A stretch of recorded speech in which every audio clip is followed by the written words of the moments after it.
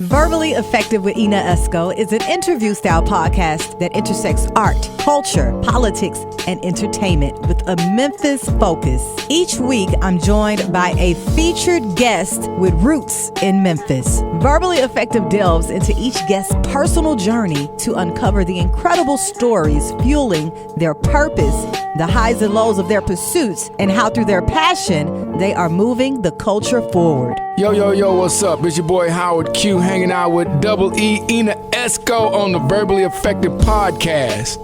Player. Hey, it's your girl Shayna J with SJ Entertainment, here to fulfill all of your entertainment needs. And I'm with my girl Ena Esco with the Verbally Effective podcast.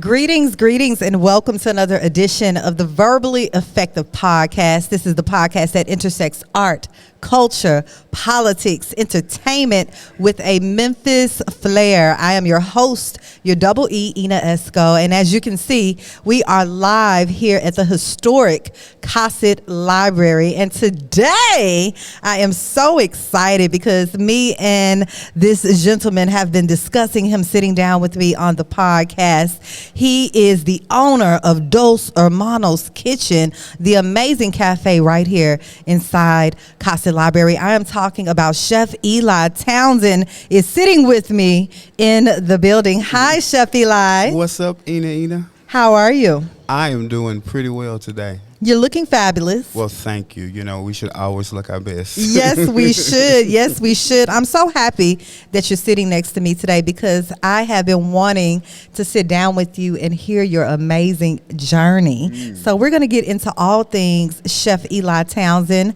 Maybe you go by another name. I'll find out today on the podcast. We're going to get into all things Dos Hermanos. We're going to get into all things where you wear other hats in this Memphis community, because I know there's so many layers to you, Chef Eli. Yes. So let's start from the beginning. What part of Memphis are you from? I would guess I would have to say North Memphis. North Memphis. Yes. Specifically, what part of North Memphis? So, for the most part, growing up, it was 6th Street in Bethel, right up the street here. That's Fraser. No, that's 6th Street in Bethel, right off of Chelsea. Got you, right off of Chelsea. So, and then I would say I would be a Raleigh Fraser guy as well in my teens. But adolescence would be North Memphis, and then Fraser, then Raleigh. So you're Memphis born and raised. Tell me about growing up in the North Memphis area. So growing up in North Memphis / as you said, Fraser, is kind of, I was an oddball. I was the odd man out most of the time. Why do you say that? Well, because I just wasn't interested in conventional things that children were interested in. I didn't like toys. I liked board games. Okay. I've liked all things like home, domestic, hospitality. I've just always been drawn to those things. And so, most kids wanted to go outside and play. I'm not an outdoors person. No. I hate the summertime. I am a winter man all day through and through. What were you doing in the house during the winter? You mean during the summer? During the summer. I was cooking. I was taking my mom's clothes and having yard sales. Wow. That's a story. Okay. And so I was just discovering who I was. Yes. Pretty much. Wow. So tell me about your family dynamic. I know it's you. Mm-hmm. Have any siblings? Of course I do. I have 2 older brothers, and I have an amazing little big sister. Little big sister. Yeah, she the runs boss. you. Oh, she runs all of us. She's really? the boss of me. I'm willing to say that publicly. Wow. Yes. So tell me, where did your love for cooking begin? It began in Fraser. We lived across the street from West Side High School, and then they were called the New Dawn Apartments. And so it was the summer of 88, yeah. And Come so on, 88. I was 8 years old. Look at the 8s. Yes. And the bookmobile came around to our apartments, and they had a competition to see who could read the most books, and you would win a bike.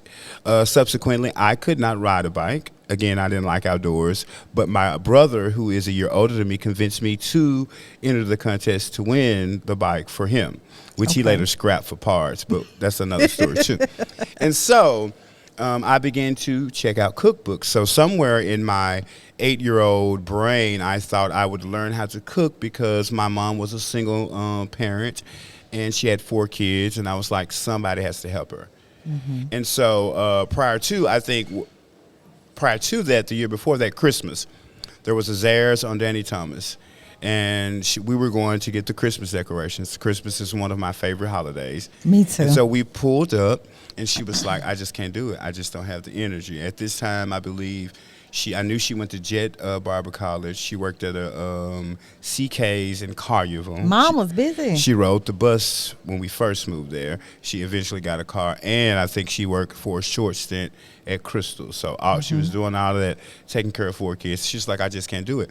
And so I told her, well, how about this? I'll go in and pick out everything for the Christmas tree, and you can just come in and pay for it. And so I think that was the ignition that was like, someone has to help her. Wow. Yep. You and your mom are still close to this day? My mom is no longer here. Okay. She passed away last year. Okay. And so, but this wasn't a thing that she was interested in me cooking, let me tell you. She wasn't? Oh, no. I got in trouble the first time I attempted Why? to She do thought it. she was going to burn the house down? No, she wasn't even concerned about that. Her thing was, you're wasting food. Why did she say that? She's a single parent mom, and, you know, I'm sitting here playing with food. New cooks play with Right. food. And so... and then she was concerned about burning it down. So my first meal I ever attempted at age 8 was spaghetti and fried chicken.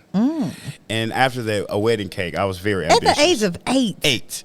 And so, it was a disaster. So I knew we had all the ingredients in the house, and so I browned the ground beef, which then I probably would say fried.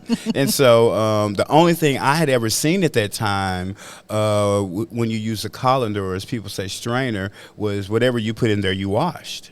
So imagine seasoning the ground beef, And then putting it in a washing strainer, and No. then washing all the flavor away. So I did that, and then I put it in a pot. Then I put the uncooked noodles in the pot.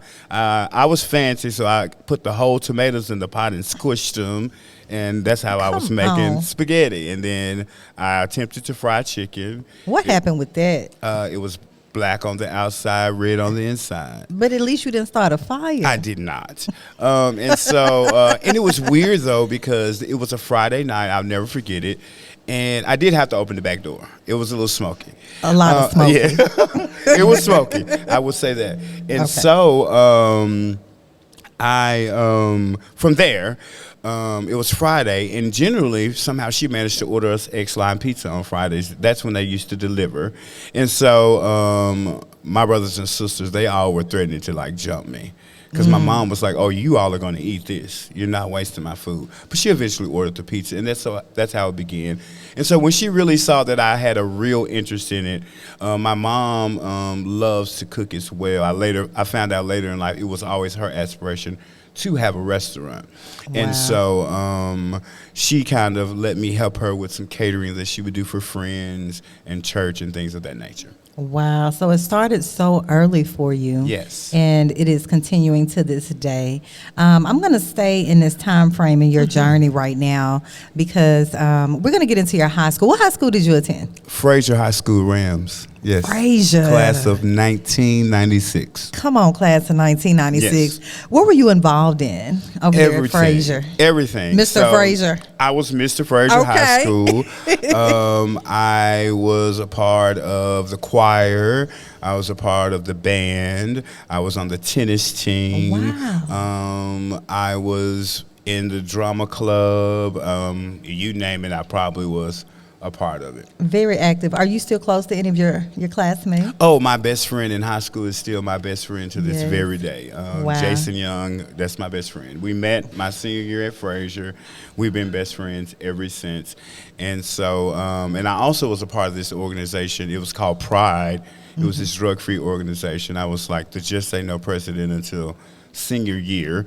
And so, but I still, 33 years later, my mentors then, they just came and had lunch here maybe about 3 weeks ago. Wow. Yes. Still connected. Still connected. It's truly a blessing to have people in your life who've seen you go from a boy to a young man to an adult, and just it's a blessing to be able to still have those people in your village. Indeed. Yes. What did Chef Eli do once you graduated from Fraser High School? So, although, life is funny. Although at 8, I discovered cooking and I loved it, I went to college on a choir scholarship, band scholarship, tennis scholarship. I went to Russ College, the Citadel. Really? Yes, Come Citadel on the HBCU. hill. And I was a musical theater major. Okay. Yes. And so I was very much into the theatrics, as now I think they've just become a part of my everyday life more so than a career path. And Did you compete in competitions? Oh, and we all compete. of that? AXO. I did all Yes. those things. I can remember. I knew I was special or different. 8th grade, my English teacher, her name was Miss Linda Delaney. Not Linda Delaney. Delano was her name. Mm-hmm. And so we had to do a dramatic interpretation for Black History Month, right? And so I was like, what am I going to do? So I was really into Langston Hughes. Me too. And so I told my mom, I said, I want to do Mother to Son. She was like, that's a woman talking to her son. I said, no. So I got our minister at church to lend me his robe, his black robe. Because, back then people just wore black. Now they... So he had a black robe. I got that. I took one of my oldest brother's white dress shirts and put it on top of the black robe. So I dressed like a slave. A slave. Yeah.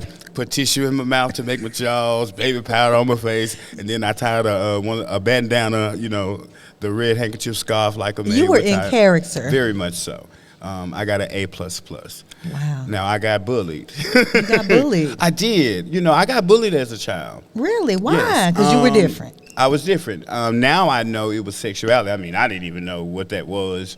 People, I'm in the 7th, 8th grade, and, I was a punk. I was this, I was that. And so that's where I learned the power of words.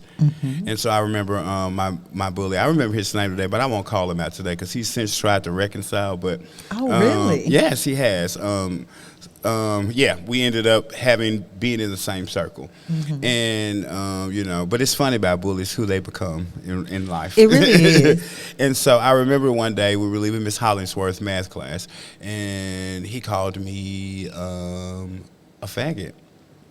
And so he said that to me, and I looked at him and I said, "Is that all you got? I've been called worse by better people."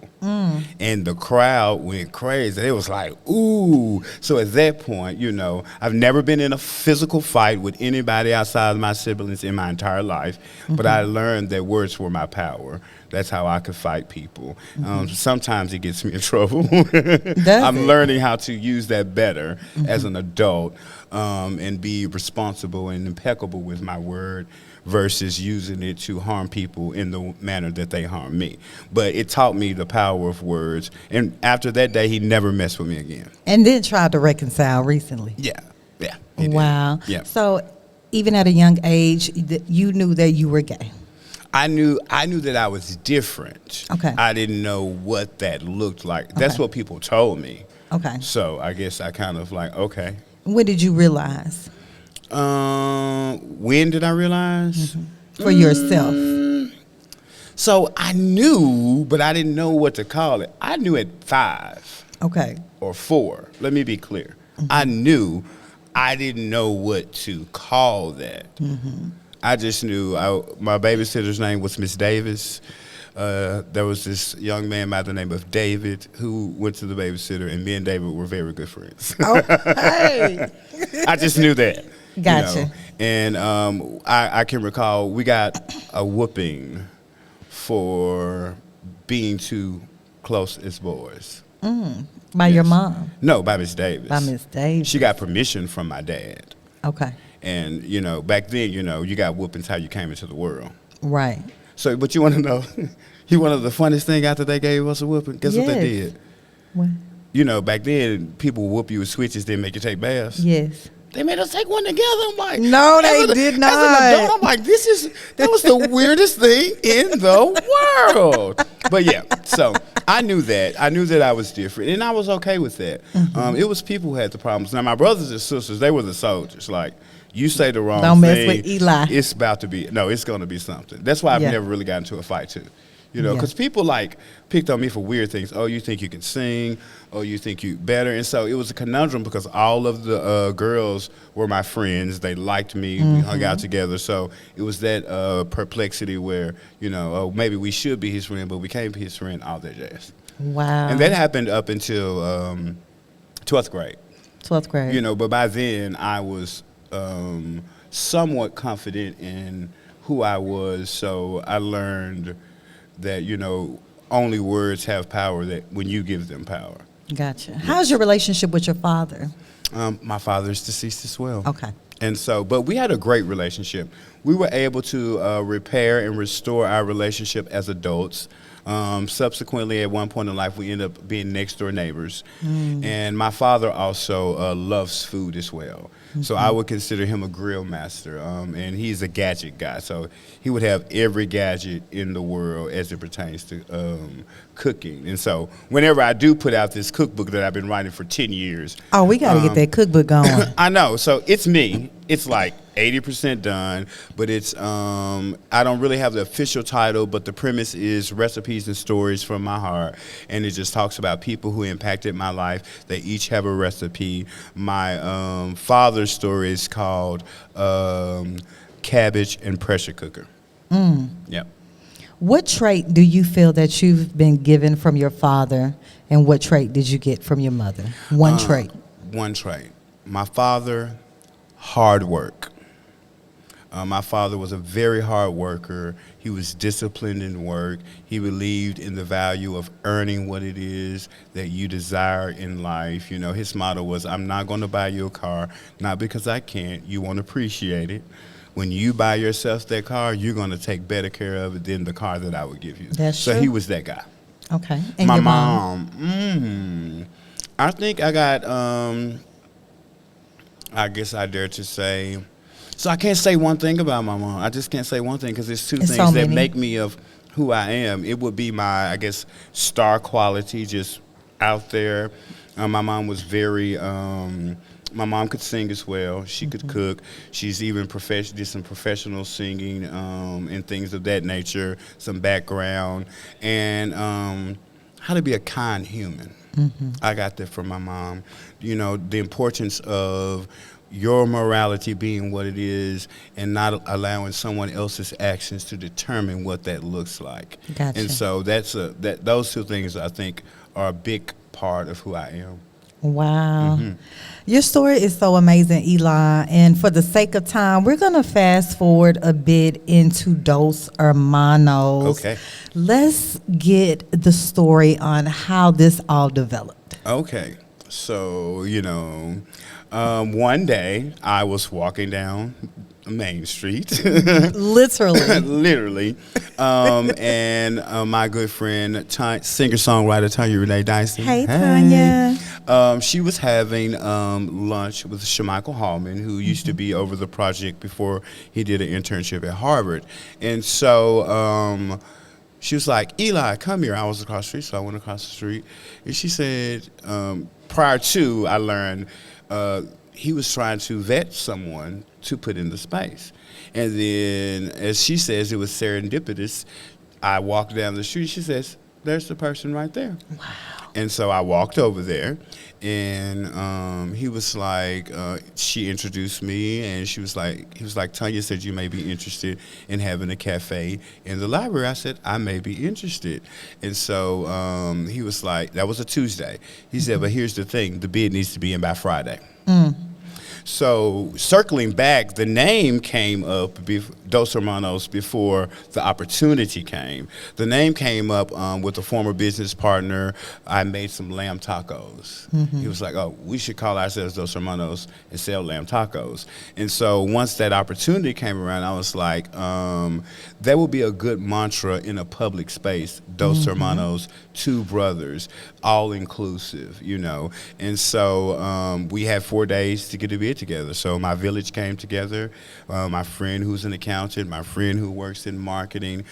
Shout out to Linda Steele from Art Up, who has been a catalyst in me being able to sit in this very seat today with all of the support and resources that Art Up have provided for me since about 2017. Wow. And so we got the bid together, and actually I was a minute late. 1 minute. And they denied it.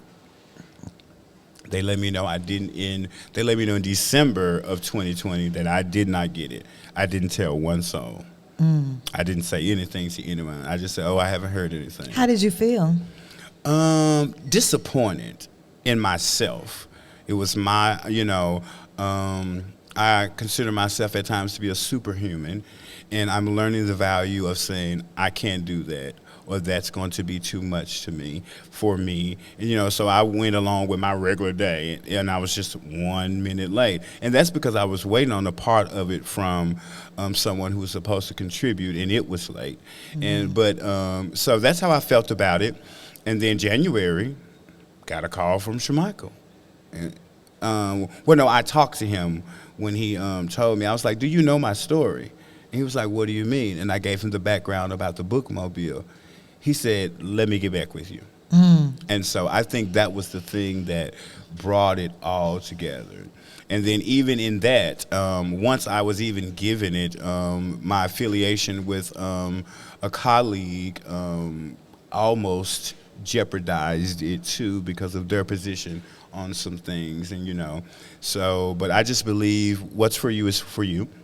And so in January of 2021 is when I found out that I would be acquiring the space. And so we began to work on it, ideas and things of that nature. And it was a lot of obstacles, a lot of challenges. And, it was one of those things where's Waldo? When is Dos Hermanos opening? Excuse me, even in my personal life, it was a strain on my relationship because it was a big part of what it was supposed to provide. Yeah. And waiting.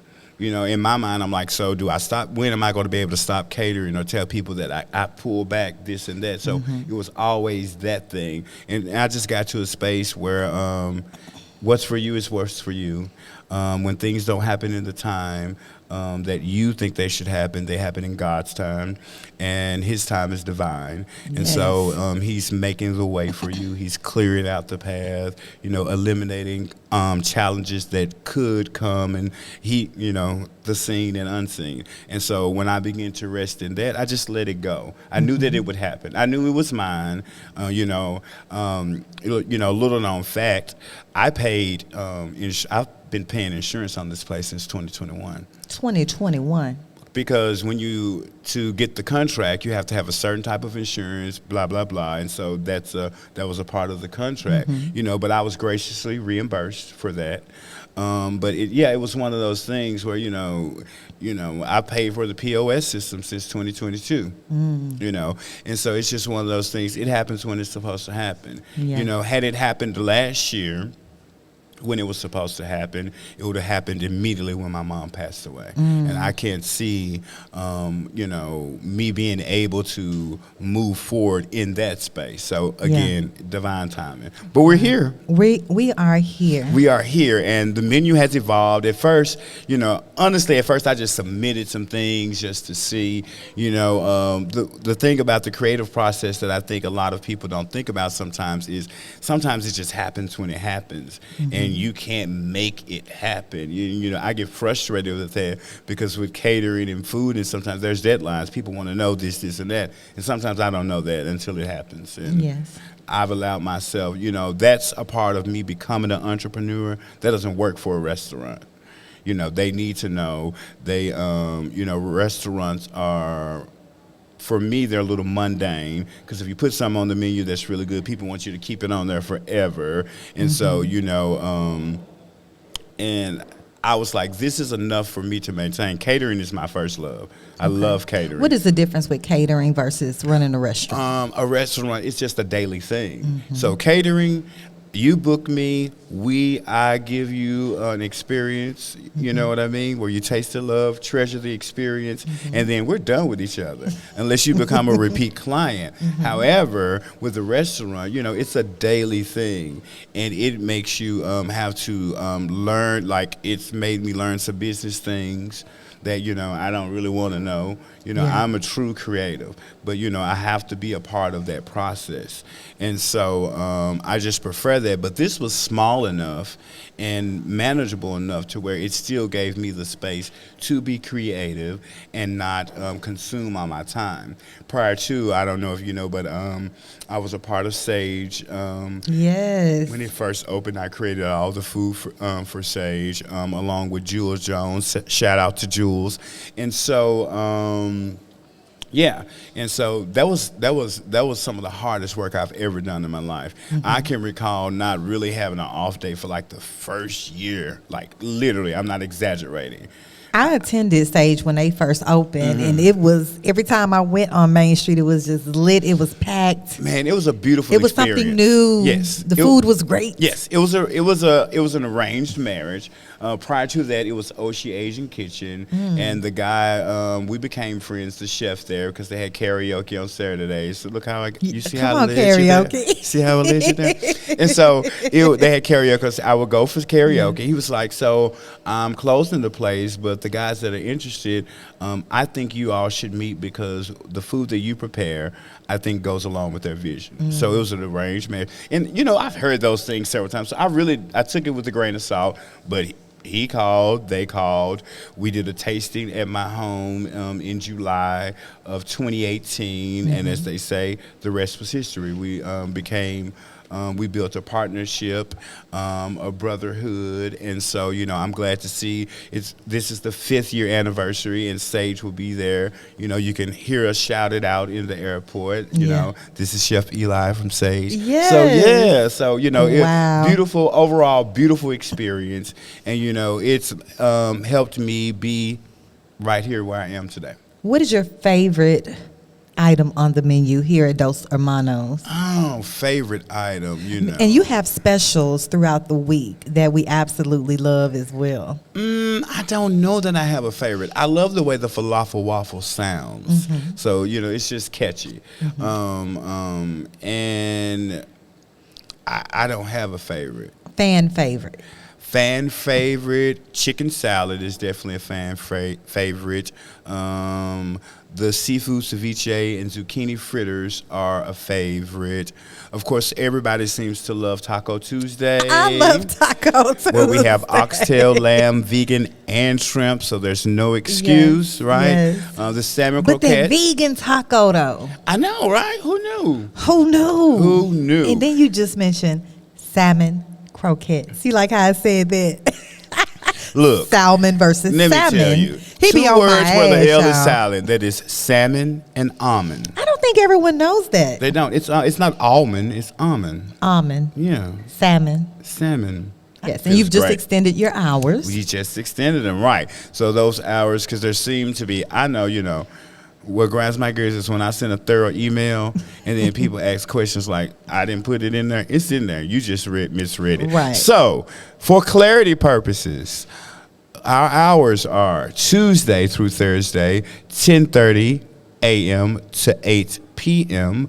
We are going to close from 2 to 4 on those days, and our last call will be at 7:30 p.m. that night. On Fridays, we are going to be open 12 p.m. to 6 p.m., which is Flatbread Fridays. And Saturday, we have brunch on the Bluff, and that is from 11 a.m. to 4 p.m. Gotcha. Oh, I forgot Thursdays, which is tomorrow. You can bring your own vinyl, and so we have a record player. I saw the record player today. Yeah, so we've had it forever. You know. Yes. You sit right there I'm all the glad time. you took it out. It's out every day. So are they bringing the vinyls? They can bring their vinyl, and we'll Okay. play it for them. Maybe not the whole thing. You know, you might get 1 or 2 songs. Right. Yeah. So I'm excited about that. Wow. Well, you know, I frequent your restaurant every time I'm here, and I love it. Thank you. And I'm looking forward to the cooking demo as well. And I think a lot of people want to know, because you wear many hats, who is Chef Eli outside of Dos Hermanos? Because you wear a lot of hats, my friend. Okay, so what do I do, or who am I? Both. Okay, so what do I do? So my day generally starts about 5:30. I go to a recovery center for men where they are rehabilitating from drug and alcohol. I make them breakfast, lunch, and dinner. Really? Monday through Friday. I didn't know that. Yes, it is. I toy with, okay, so when the cafe opens, I'm going to have to stop doing that. But it's become a labor of love for me. It is something humbling about it that I am a part of their healing process. And so I take that very seriously.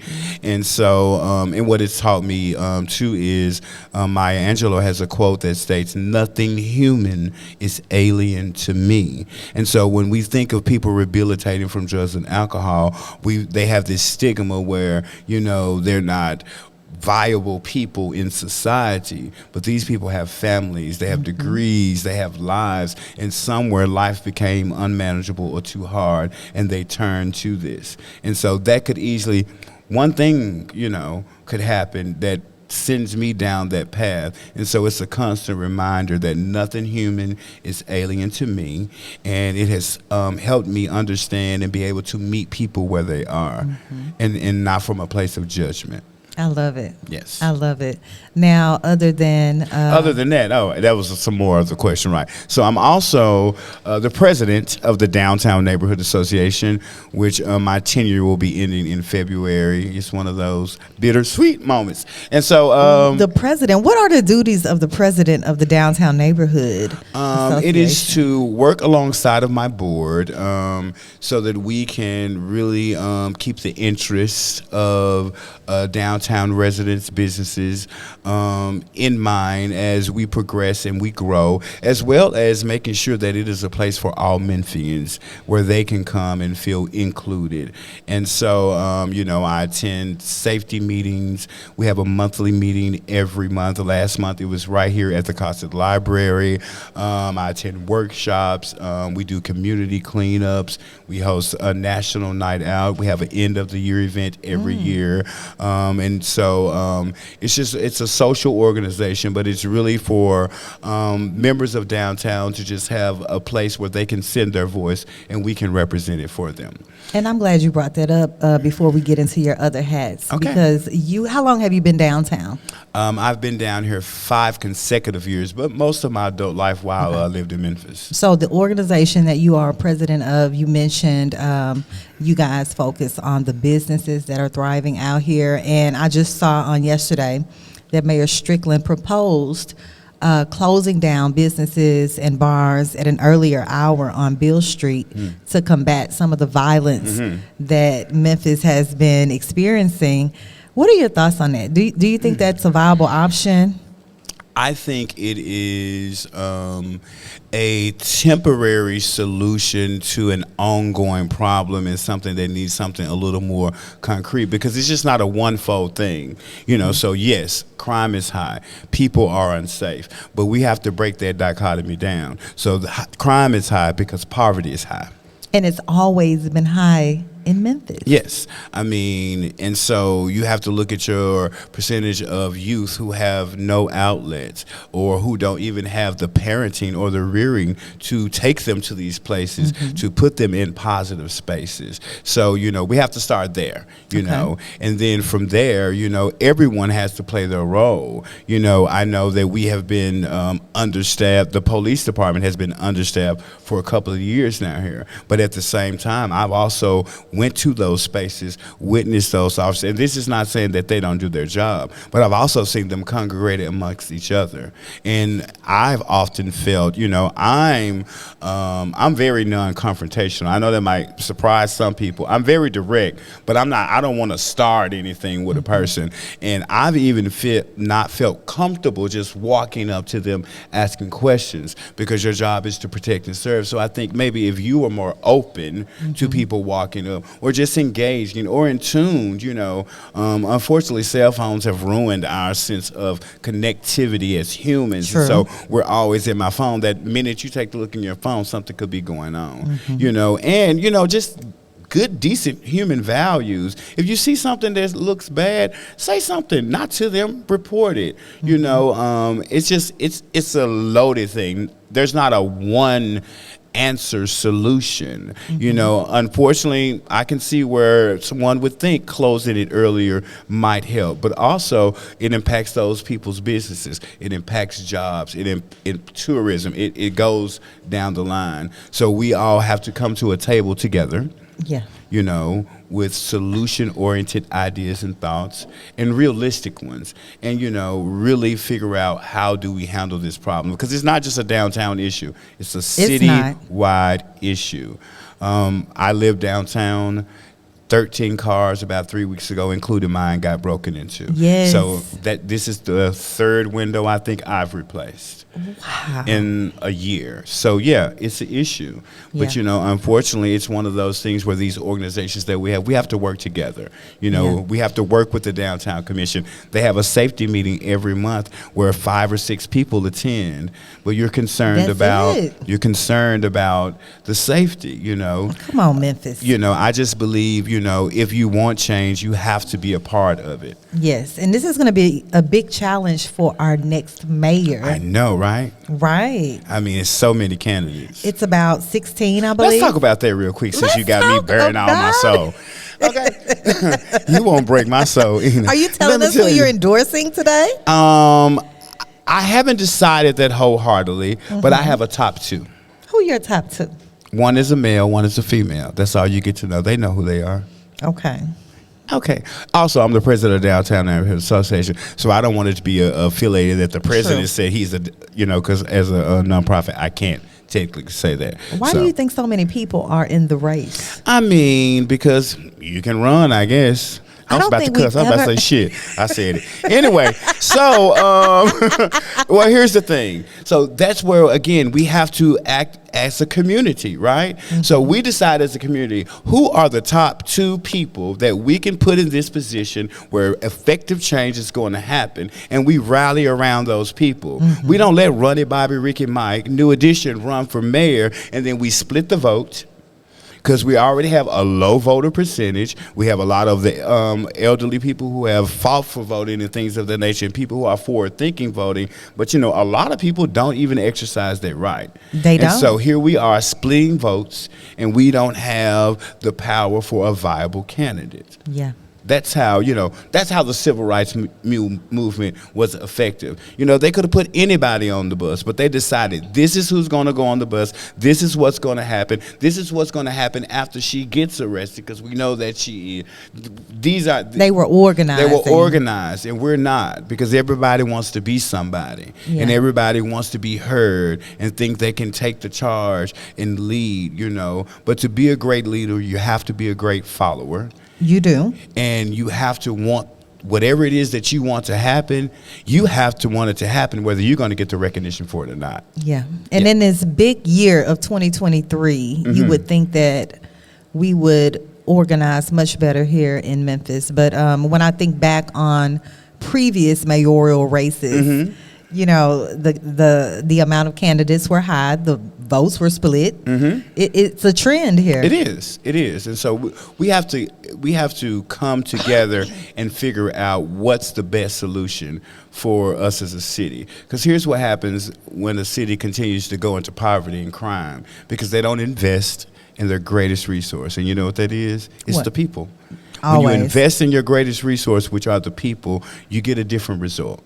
You know, so, and we need someone, you know, I'm not an ageist, but we need someone, you know, with a little life, with a little, I'm not going to use the word vibrancy, who's forward thinking, you know, and maybe can take some guidance and some wisdom from someone who knows the due process. You know, like for instance, you know, if you, like for Jim Strickland, he's termed out, right? He's termed out. So ideally, someone in a leadership position, if you can find a person that you can groom, you groom them for that position. It's not a lot of grooming. You know, you groom them. You shouldn't be sitting in the seat for over 15 or 20 years as a representative, because at some point you're going to become ineffective.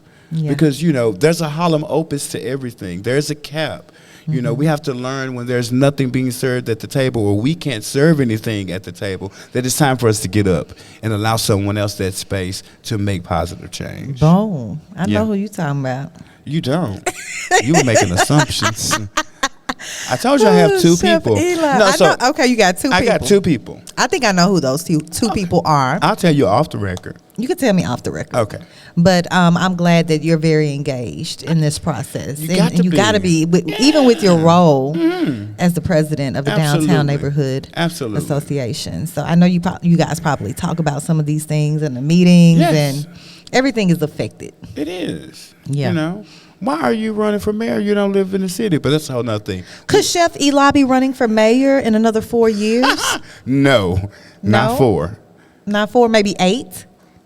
I love it, Eli. No. I like that look you gave me. I'm going to go wherever my path is supposed to go. Uh-huh. And if I am to become a civil servant, then that's what will happen. Just put me as communications on your team if that happens. Okay. Okay. We can talk about that. Deal. Okay, All right. right now we're going to have some fun All right. on the Verbally Effective Podcast live here at Cossitt Library. We're going to jump into Esco's Pop Talk and talk about some trending news, pop culture news.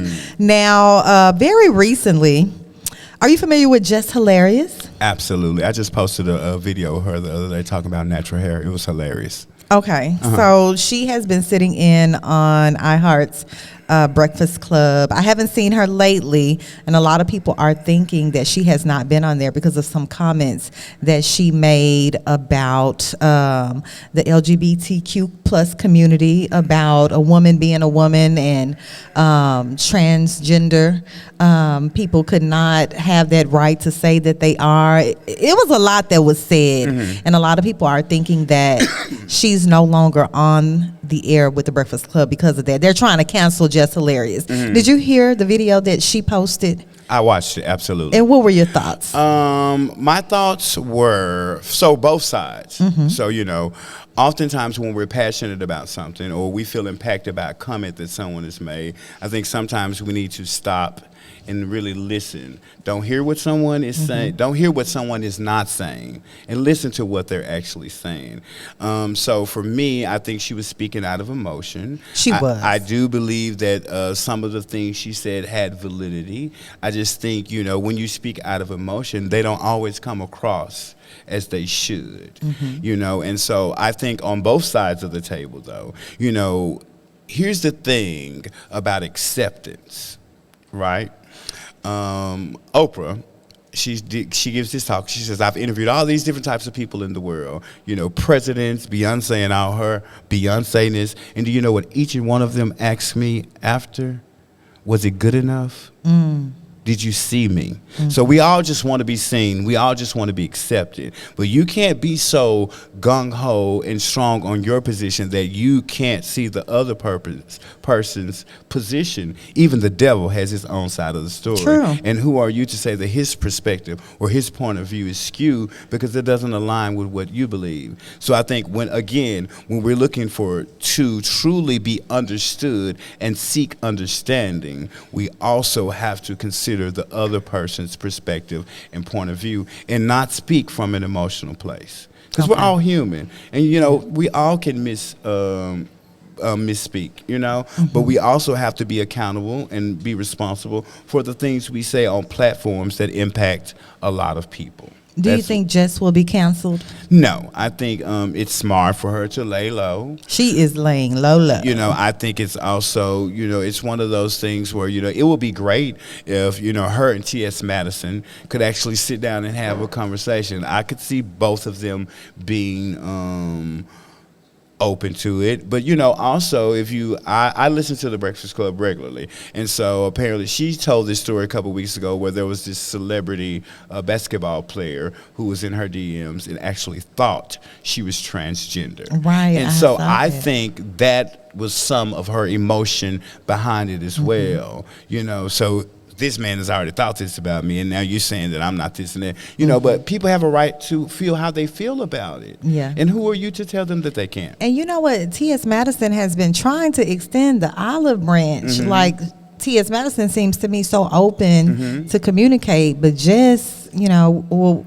she's been laying low, like you said. We don't know where she's and standing. She just at this may not point. be in the space. We have to allow people to be able to come to spaces in their own terms. Yeah. For instance, I think if you're figuring out who you are, right, and how you want to show up, then you have to give other people the space to accept that.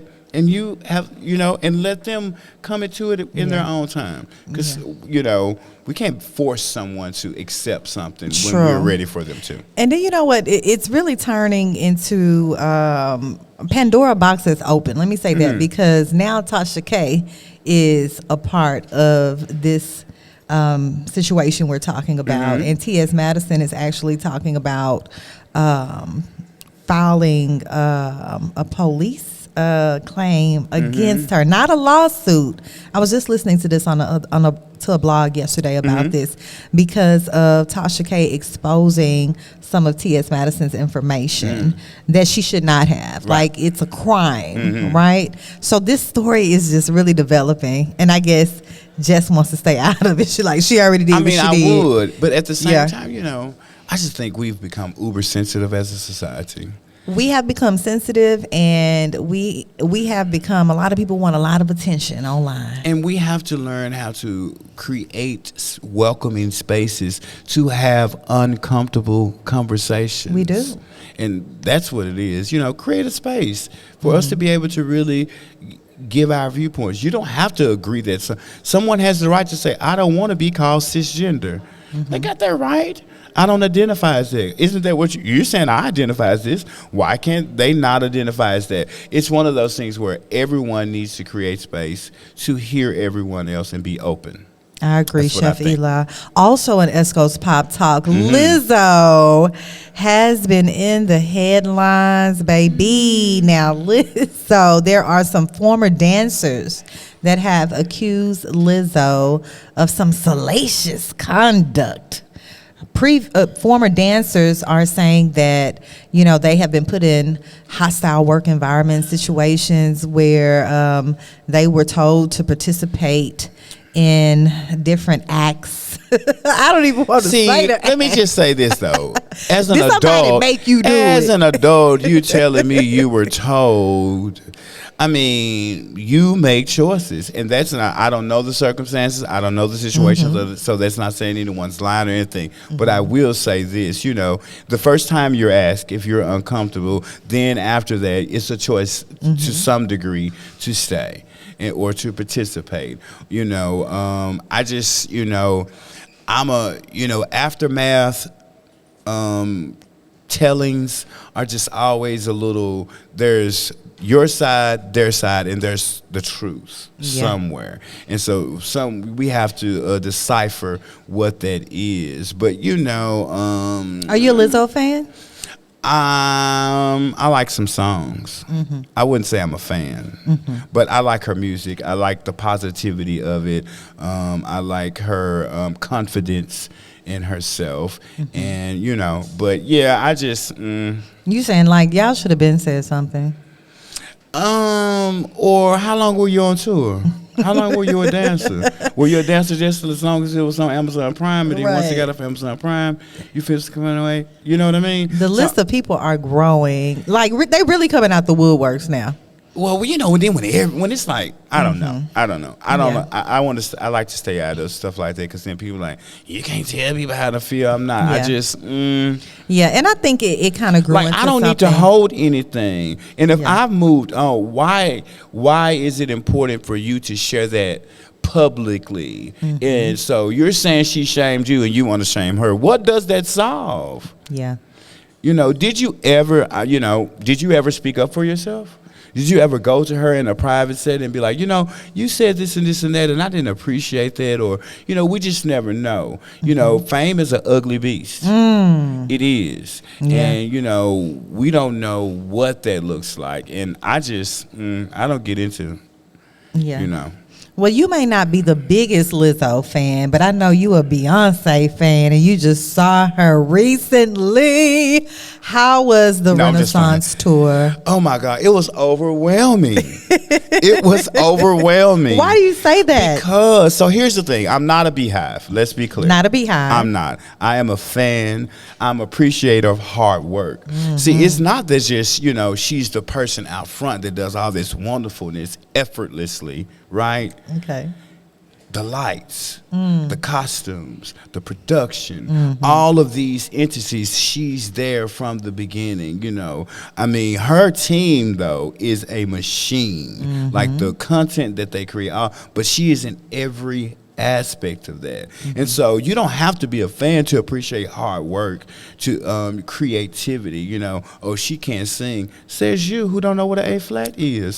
Who Beyonce are you? can sing. So it's those kinds of things that annoy me with people. But opinions are like, everybody has one. What was your favorite part of the show? Favorite part of the show? The beginning, actually. Why? Tell me about it. Because, she did a little Tina Turner, and not the song, Ooh. but she took us nice, and then she got rough.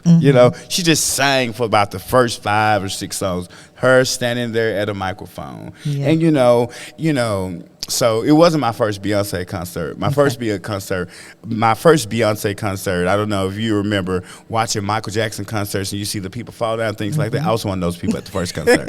Like, I couldn't contain myself. You was beehive back then. I was. Let me tell you. So me and my friends decided we were going to dress up like celebrity lookalikes. So I was a lot younger then. So my celebrity lookalike was T.I. So I had a grill and everything, low haircut, wore all white chains, all that. And so, I remember I was very close too. Okay. And so my mom worked at a daycare. I was living in Nashville. I guess I've seen Beyonce in Nashville 2 times. So from there, the young lady sitting behind me, her mom owned the daycare that my mom worked at, right? So when Beyonce came out the floor, "Are you ready to be entertained?" Oh, I lost my mind. I was lost your mind. I mean, I'm sorry. I was that person, right? I was that person. Okay. She went back and told everybody. No. Y'all should have seen Mr. Eli at the Beyonce concert. It was like he was possessed. I'm that person when she yells out in the audience, "I see you." Boom. She see me. She saw you. Yeah. It's beautiful, though. It's an experience. Yeah. It's truly an experience to see someone work that hard, and it's like, it's effortless. Yes. Effortless. Yes. Yeah. Well, the tour is still going on, and people are still falling out over Beyonce. All right. Well, that was Esco's Pop Talk. I need you to repeat after me, Chef Eli, as we come to a close of the podcast in your best North Memphis Fraser. Oh, my God. Voice. Repeat. I don't have one of those either. Okay. Repeat after me. We're going to see. I can't even say mine. Amen. Say mine. Like, I'm Memphis. Like, I say Memphis. Repeat after me, Chef Eli. Okay. Amen. Say mine. Let's hear it. Amen. Say mine. No, I'm just playing. Amen. Say mine. Okay, this is a moment of transparency between me and you. All right. Because on this podcast, we talk about the highs, the lows, the ups, the downs, very transparent, like I mentioned. And what I want to ask you for Amen, say man, what has been the biggest misconception about opening a restaurant business? The biggest misconception. There are a lot of people out here that possibly want to do what you're doing in some capacity. That's like just open a business in general, along with it being a restaurant, is, I think people have the idea that entrepreneurs have money. I work for every single, these hands, these feet. They do everything with every single dollar that come in. Yeah. You get what I'm saying? It's a lot of work. You should have a passion for it. If you want to invest in a restaurant and you have no restaurant or food knowledge, pay your fare and shut up. I don't mean that in a mean way, but you are going on how you want it to appear to people. You're not dealing with the aesthetics and the reality of the everyday thing. Listen to the expert in the subject. Like, I'm not finna come do a podcast with you and tell you, but I think so and so and so and so. Hell, I don't know nothing about a podcast, but I do know about service and food and how to give an experience and what that looks like and what that takes. And so, and just make sure that it's something that you want to do.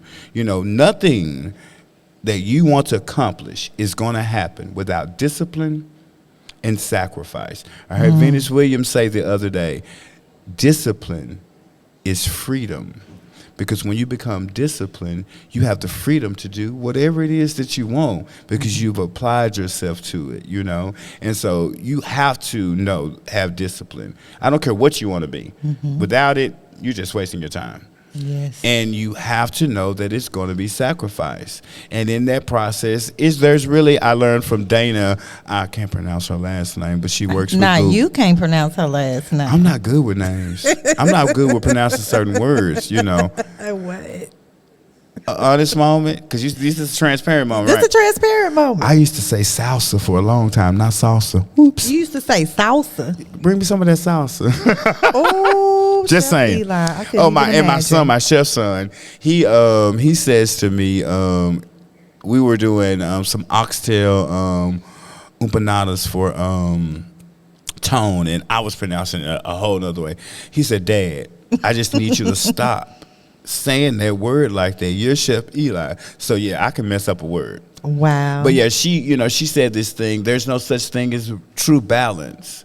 You have to find moments. So, right now we're in the thick of it. We just celebrated 3 months on August 8th. Congratulations. Thank you very much. And so this is the grind time. This is setting the strong foundation. This is making, I have a saying, if you buy nice, you don't have to buy twice. So if we set the foundation right now, it can move forward. And, maybe I'll be able to not be here on a Thursday or not be here on a Friday. It's coming. Working towards those kinds of things and really just giving it due process.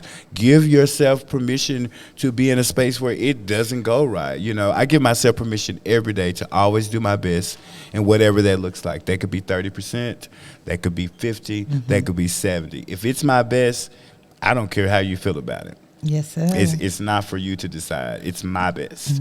And so it's just those kind of things, and trust the process. The process is just going to make you a better, more keen, sharp, professional, excellent in your craft, whatever it is that you do. Really love it. Like, I love food. I can tell. Love to cook for people. I love what food can do. I think food is a universal language. I think it connects us in ways that, other things just couldn't. It's a part of everything that we celebrate, that we're a part of. And so I am very blessed and fortunate that is my gift to the world. I love it. I love it, Chef Eli. And I appreciate you for coming on the Verbally Effective podcast I know we today. finally did it, right? We finally did it. And I really feel like we need a part 2 to dig even deeper one day. But we're going to chit-chat about that. Deeper. We can go deeper. We can Great. go deeper. But see, I know you have a demo. Cooking demo to get started. Ooh. But I want to thank you once again for coming on the Verbally Effective podcast. Every time I talk with you, every time I'm here, I'm in your presence, I get to learn something new about you. And I really like you, Chef Eli. Well, thank you. You are a very intelligent, cool, just, you know how you said be a good human? You are. Like, you. I can really feel that energy from you. I'm real emotional too. I'm a Scorpio. I'm about to cry. Don't cry, Chef Eli. Thank you. But that just made me think of my mom. Yes. Like, my mom was a beautiful human. Yes. She was. Yes. Well, I want you to tell the Verbally Effective audience how they can continue to follow your amazing journey. How can they keep up with you? Okay, so thank you guys so much for tuning in. You can follow me on Instagram at by Chef Eli or Dos Hermanos Cafe. I just got another Facebook. That's a long story, but it's Elijah Townsend. And we will have our website for Dos Hermanos up very, very soon. I'm here at the library Tuesday through Saturday. Those hours again are 10:30 a.m. to 8 p.m. Tuesday through Thursday, 12 p.m. to 6 p.m. on Fridays, and brunch on the Bluff is 11 a.m. to 4 p.m. on Saturdays. And you can catch me strolling downtown on Main Street sometimes too. Come on, stroll on, President of the Downtown Neighborhood Association. Thank you once again, Chef Eli, for coming on the Verbally Effective Podcast live here at Cossitt Library. Thank you all for tuning in yet again.